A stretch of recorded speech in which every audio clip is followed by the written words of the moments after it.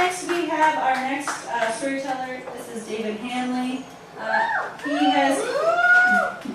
David rides an Indian Scout, which I have had the pleasure of riding once for about 2 blocks. And it was a very different setup than my Himalayan that I ride with. You know, it controls the lead below my feet, and I'm sitting upright. And this thing's just all laid back and super casual, super comfy ride, at least for 2 blocks.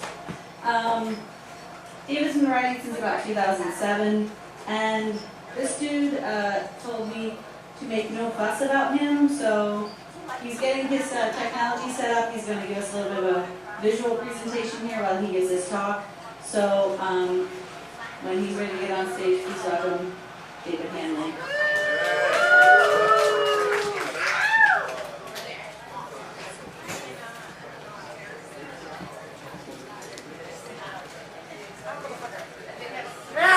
Thank you. So I am going to read a little bit from my notes. I apologize. I wanted to tell a story this evening about traveling on a motorcycle. And I promise it will be the shortest trip anyone has ever spoken about for this long. My trip began, as many do, long before I ever strapped on a helmet. It really started years ago when I purchased my first Kawasaki. I had no idea, and no one warned me the kind of people that I would meet on a Kawasaki. See, we all know things about Honda people. Honda people are nice. Well, Kawasaki people, Cowies, are fast. And if you're a mechanic, and your name is Eddie, and you work on Kawasaki's, your name is Fast Eddie. These are the rules. I did not make them up. They come from that guy's generation.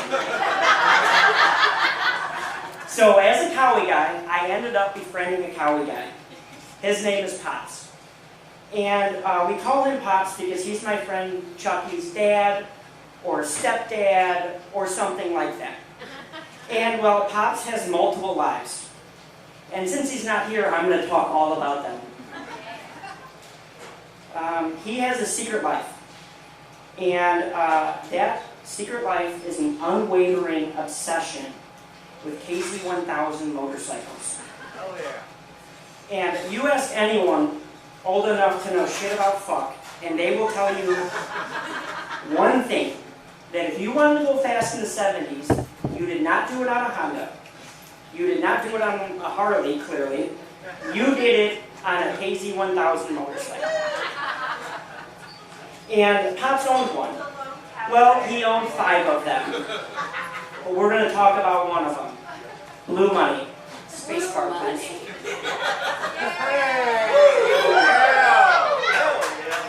Blue Money was Pops' side piece, if you will.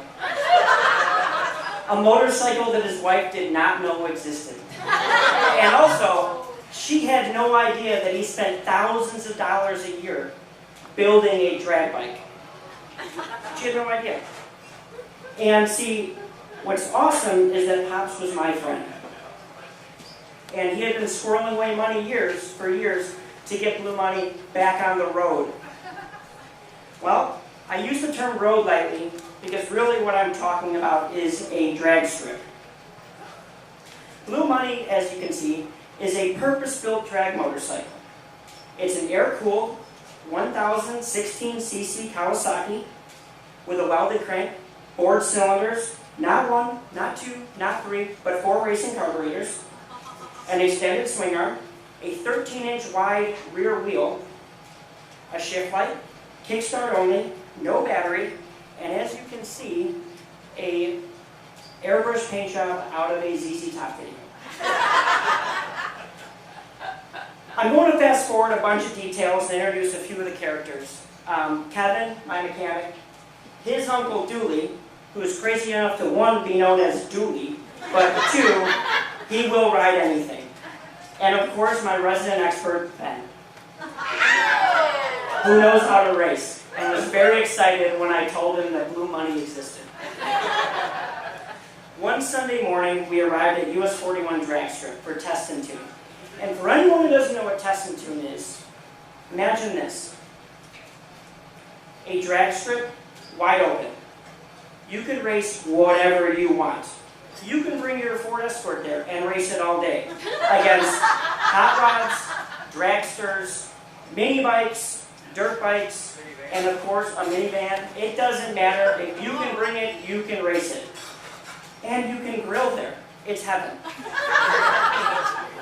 Blue Money is unloaded from the Moto Venco van and warmed up. This motorcycle is so loud and aggressive that I've never even heard it run. I lived in the suburbs. The neighbors would have freaked. So when Pops kicked it over for the first time, my heart was racing. It was time for battle, and Blue Money was William Wallace. We made our way proudly down pit row, walking behind our shiny new blue toy, and you could see all the little white-haired, goateed men popping their heads out from behind their toy haulers, from the wrenching apartments, to see what in God's green earth was coming down the gravel road. That was Blue Money, followed by 5 grown adult boys. Pops took his turn, Ben took his turn, Dooley took his turn, and Blue Money was just getting faster and faster and faster and scarier. The bike was solid. The 13-inch rear wheel was warmed up. The wheelie bar was dialed in.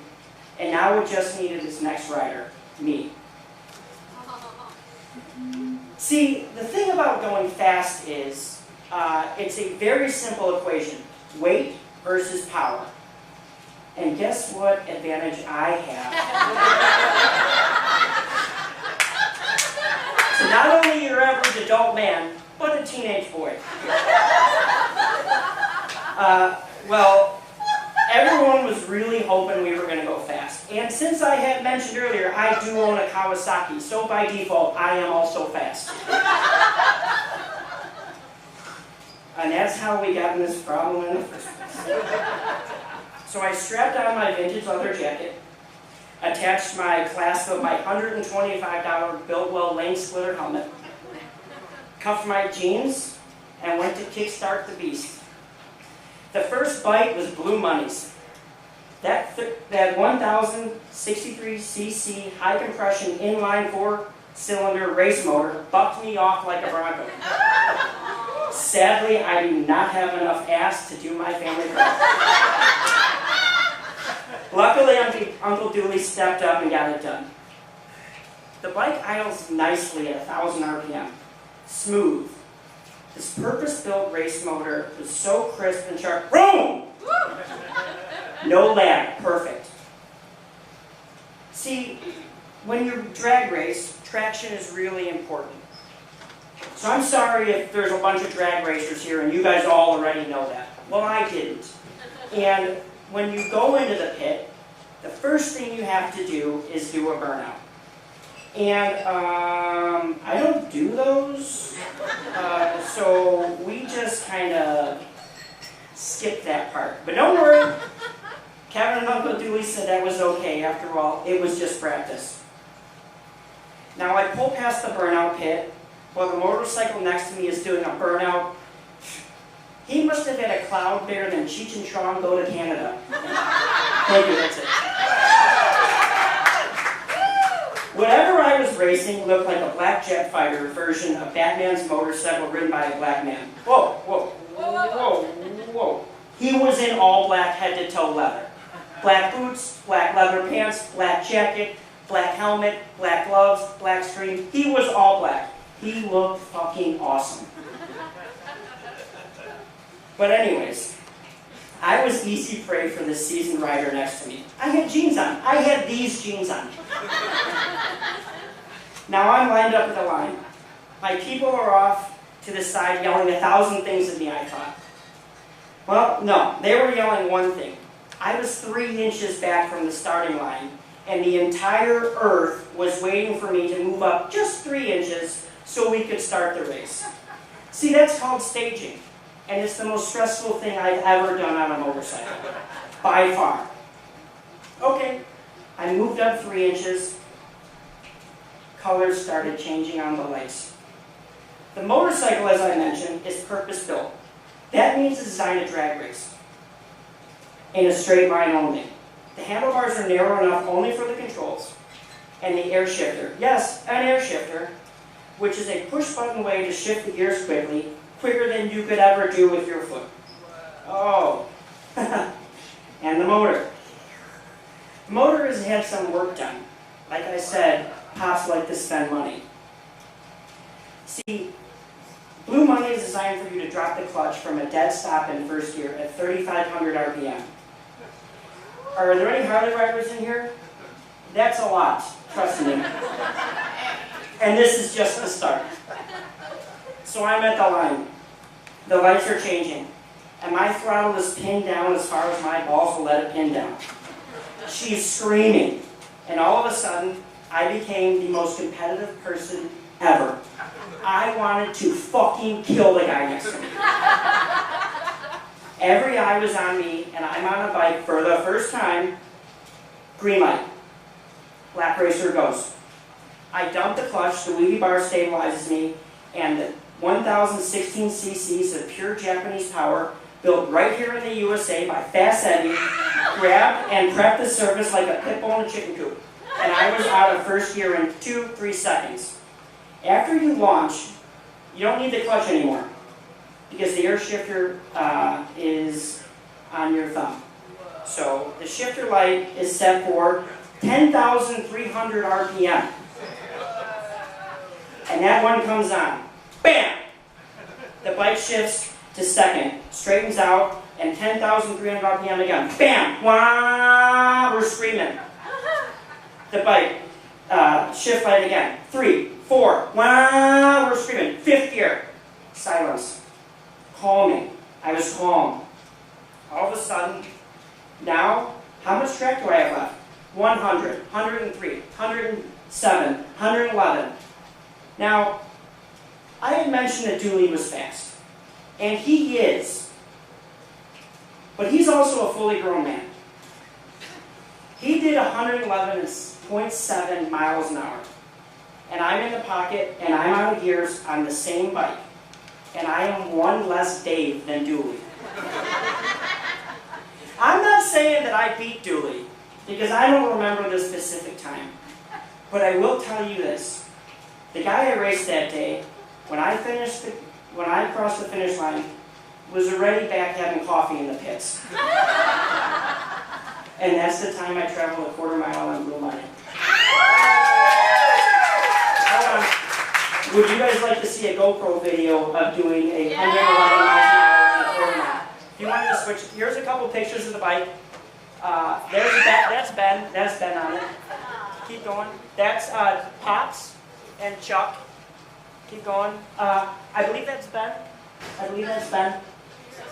Okay, so if you want to hit spacebar again, we're going to go for a ride.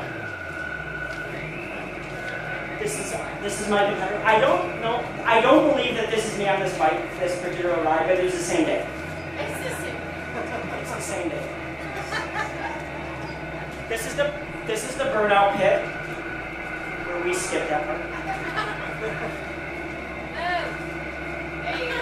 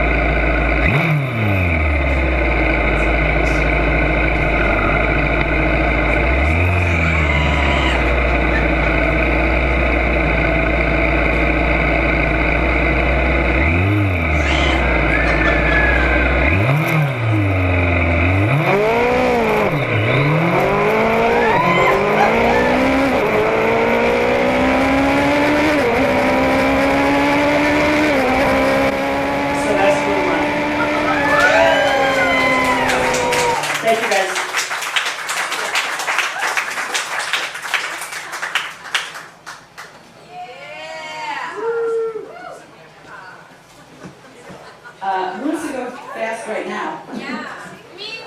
He said going home.